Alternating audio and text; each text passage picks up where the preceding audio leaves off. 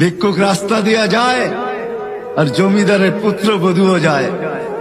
একজন সামনের থেকে আসতেছে, একজন সামনের দিকে যাইতেছে। দুইজনের ক্রসিং এর সময় ভিক্ষুকের গায়ের কাদা জমিদারের পুত্রবধূর গায়ে লেগে গেছে। সে দুনিয়া আন্ধার করে ফেলছে, স্বামীকে ডাইকা নিয়ে আসছে, বলছে ভিক্ষুক আমার কাপড় নষ্ট করে দিছে। সে শুধু ভিক্ষুক ছিল না, বৃদ্ধ ছিল। বৃদ্ধ ছিল না শুধু, জীর্ণ ছিল, শীর্ণ ছিল, শরীরে কাপড় ছিল না, ফাটা চিরা কাপড় ছিল, পায়ে জুতা ছিল না, পেটে ভাত ছিল না।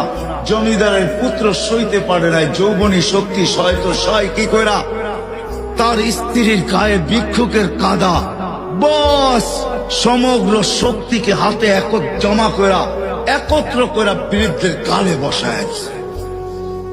বৃদ্ধ কিচ্ছু বলে নাই, শুধু উপরের দিকে তাকায় দুই তিনটা শব্দ উচ্চারণ করছেন।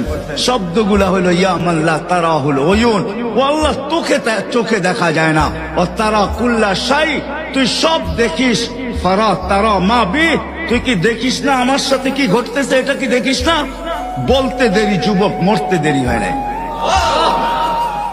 জমিদার চলে আসছে, প্রতিশোধ নিবে। বৃদ্ধের একদিকে মুস্কি হাসি, একদিকে বলতেছে প্রেমের খেলা এমনই হয়।